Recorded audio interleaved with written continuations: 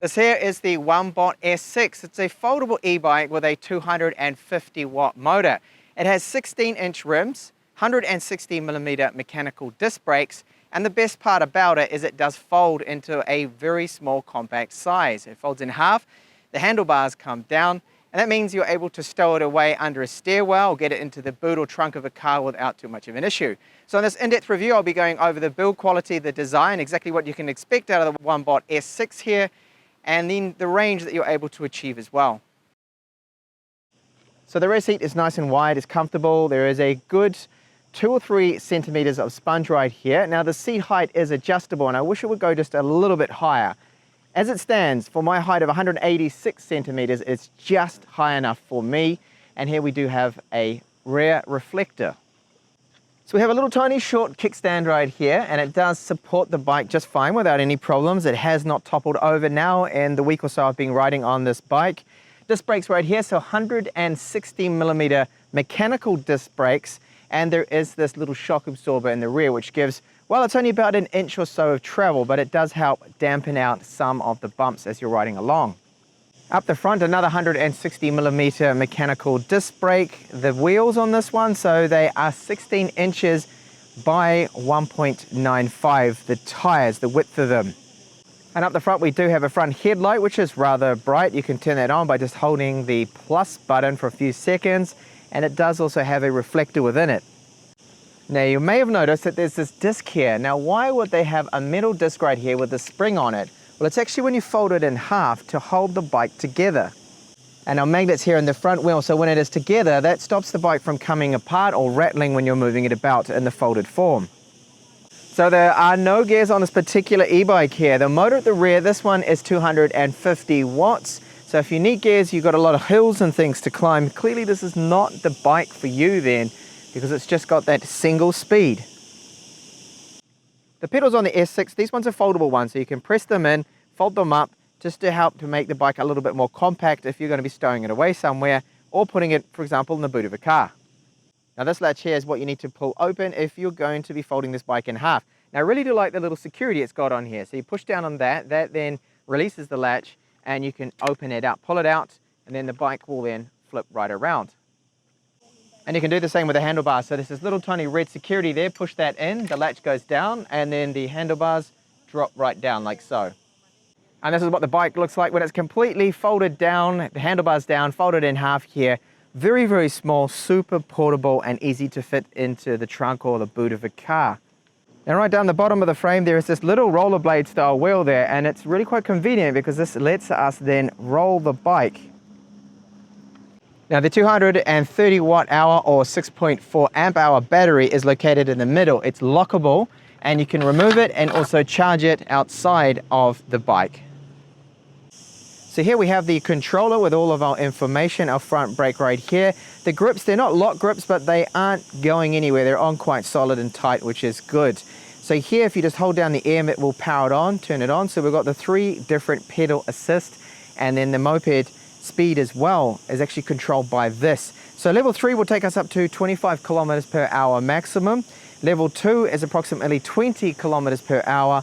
Level 1, that is around 15, 16 to 17, just cruising along, which you can also use with the moped mode. The battery gauge there at the top, this is our speed, and you can cycle through the trip meter, odometer, which is currently at 47 kilometers that I've ridden at the time of recording, and our time and the trip meter.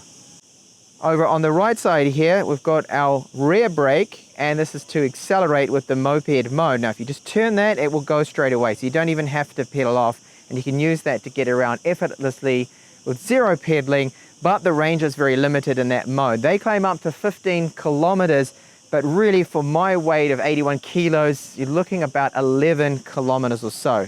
Right here is a buzzer, just to alert people if they're in your way or whatever, and it's quite loud. I'll give you a sample. Okay, so let's have a look and see how it rides, which is the most important thing. So power on, and it takes a few seconds. And I'll start out here with just the accelerator. So using that, you can see it's very effortless. And I'm doing currently about 14. It gets up to around 15 kilometers in mode 1. Mode 2, that then takes me up to about 21 kilometers. And finally the mode 3 here, so still not pedaling. That will get me up to 25 kilometers per hour. And you get a range of approximately around, well, they claim 15 kilometers, but really in just the moped mode for me, it's about 10 to 11 kilometers. Depends on your weight and any climbs you may be doing. And now I won't use that accelerator at all, and I will start to pedal. So just a single speed here. And once you pedal, get up to about 2-3 kilometers, it detects that from the crank sensor that it has. And now we're away. You can hear the motor a little bit, and it's giving me quite a nice boost along here. That's on mode 3. So on mode 1, it's only going to do it at the lower speed. So as soon as you get to 25 kilometers per hour, and once you go over that, the motor is then doing nothing, and that's just all your own pedal power then. So you do get a little bit of a workout and some fitness from that, if you wanted to do that, of course. Otherwise, you can just stop pedaling and use that accelerator there again.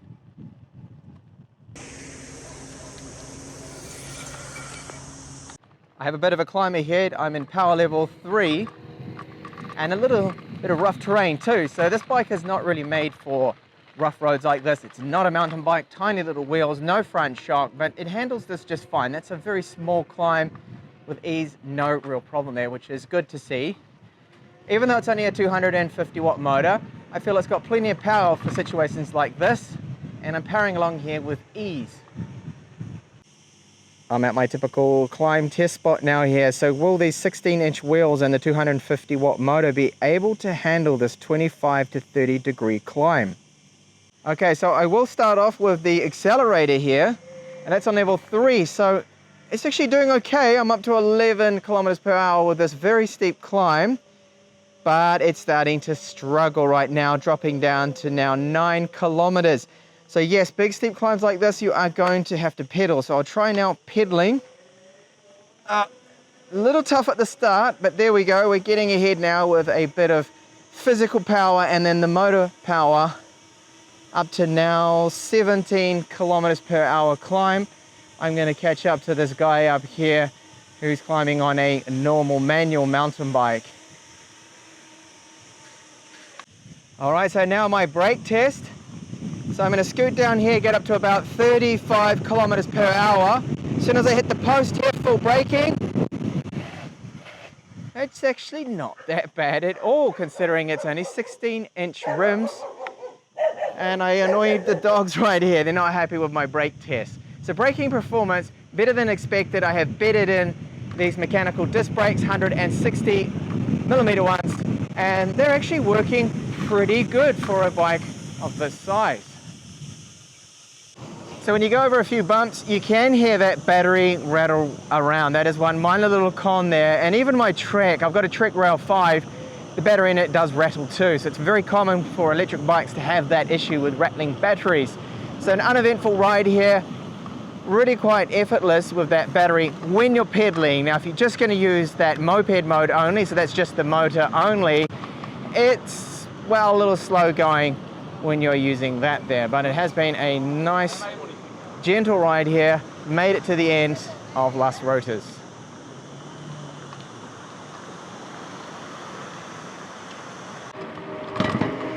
Now this is really what this e-bike is about, is the city commutes. It's made for this. So from A to B on the bike lanes, this is where the Onebot is really good.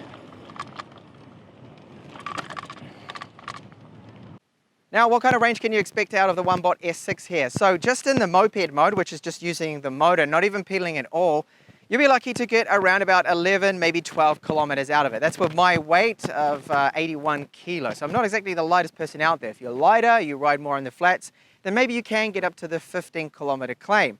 Now, if you pedal, with the pedaling, you really do increase that range, because once it gets up to 25 kilometers per hour, the motor will cut out then and is not doing anything, and that does save a lot on the battery.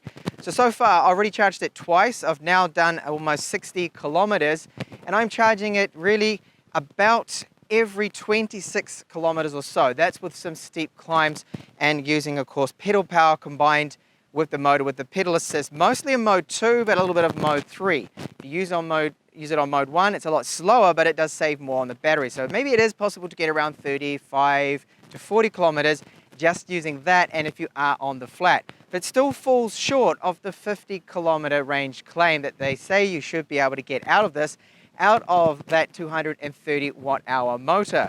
Now with the climbs, I found that it does a very good job when you're pedaling, but you still need to actually put a little bit of power into it. If you're just going to use the motor and not pedal at all, it will handle small little climbs, but anything that's quite steep, like the climb that I showed you, which was down Las Rodas here, it did struggle a bit, but when you pedal, then you can actually rocket up most of those hills, and that is great, so you can get around quite easy.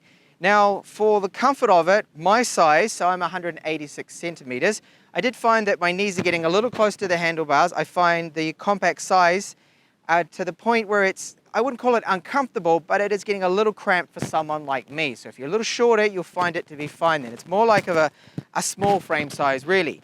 Now, the key thing to go for a bike like this, of course, is its compact, small size. So the fact that these handlebars, that you can pop them down so easy, like that, and then it folds in half. There's just the other one right here. So that opens up, and it flips right around, like so, and you can stow it away. The seat comes down as well, and that is really the key thing why I would go for a bike like this. If you're going to be doing a lot of city commutes, perhaps later you get on the train, then this is the bike for that, because it's so small and compact. And I'll just show you that it's very easy to get it up and running again.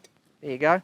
It's back in its normal state there, all unfolded. So that's really why you would get it, because you could get on the trains, you could fold it up, you could take it up into the office. Now the weight of this one, it is approximately 19 kilos, so it's not a super light e-bike. So thank you so much for watching my review here, my take on the Onebot S6.